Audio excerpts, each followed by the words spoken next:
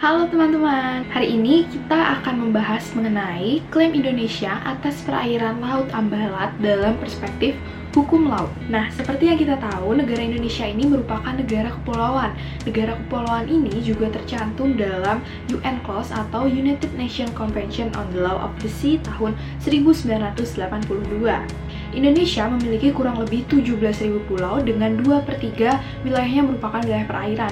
Tentunya wilayah-wilayah ini juga berbatasan dengan negara-negara di sekitar negara Indonesia. Nah, salah satunya adalah Ambalat. Ambalat ini apa sih? Nah, Ambalat ini merupakan blok laut yang luasnya sekitar 15.000 km persegi yang terletak di Sulawesi atau lebih tepatnya di Selat Makassar. Teman-teman, Ambalat ini merupakan wilayah milik Indonesia.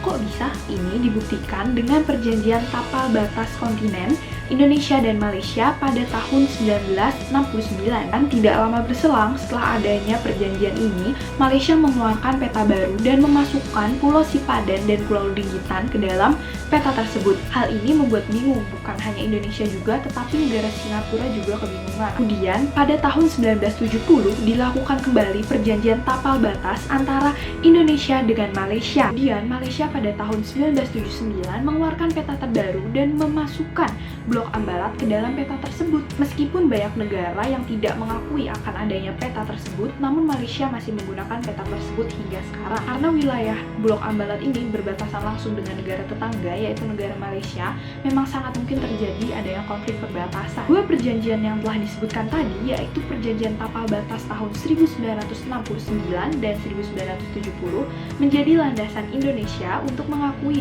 Blok Ambalat sebagai milik kepunyaan Indonesia. Namun, Malaysia menggunakan pasal 121 UN Clause yang berbunyi bahwa setiap pulau berhak memiliki laut teritorial, zona ekonomi eksklusif, dan landas kontinen untuk pembelaan mereka. Malaysia sendiri menetapkan laut teritorial yang ditarik sejauh 12 mil laut mengikuti Konvensi Laut tahun 1958. Namun hal ini tidak bisa dibenarkan karena Malaysia bukanlah negara kepulauan. Oleh karena itu tidak bisa menarik garis pangkal dan landas kontinen seperti itu. Malaysia hanyalah negara pantai biasa yang diperkenankan untuk menarik garis pangkal biasa dan garis pangkal lurus dengan persyaratan-persyaratan yang ada, seperti harus terdapat deretan pulau atau deretan karang di hadapan daratan pantainya.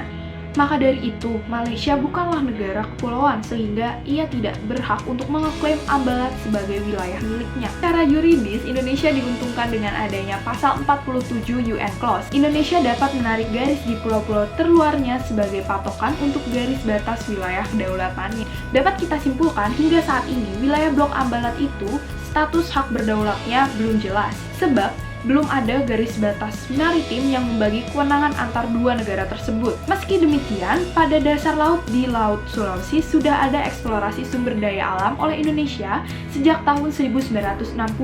Namun, tidak pernah ada protes dari Malaysia hingga tahun 2002.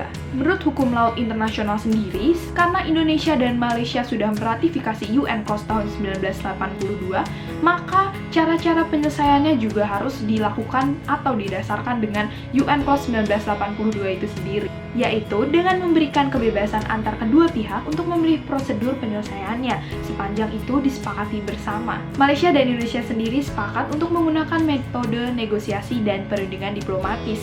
Hal ini dapat dilihat dari pertemuan-pertemuan yang telah dilakukan oleh kedua belah pihak. Kemudian, langkah apa aja sih yang sudah dilakukan Indonesia untuk menghadapi klaim Malaysia ini? Yang telah dilakukan Indonesia adalah diplomasi luar negeri dan melalui peraturan perundang-undangan. Kementerian Luar Negeri pun menekankan dengan cara soft diplomasi atau penyelesaian secara halus dengan tetap mempertahankan misi dengan kuat. Dari TNI Angkatan Laut sendiri telah melakukan berbagai upaya preventif dan represif yang dilakukan oleh KKP atau Kementerian Kelautan dan Perikanan, yaitu memberikan nama untuk semua pulau-pulau yang berada di Indonesia. Pula masih diperlukannya peraturan perundang-undangan untuk mengkaji hal ini lebih dalam. Cukup sekian video saya mengenai klaim Indonesia atas perairan Ambalat ditinjau dari hukum laut. Semoga upaya-upaya diplomasi yang telah dilakukan Indonesia berhasil membawa Blok Ambalat untuk tetap menjadi milik Indonesia. Semoga video ini bermanfaat untuk kita semua yang telah menonton.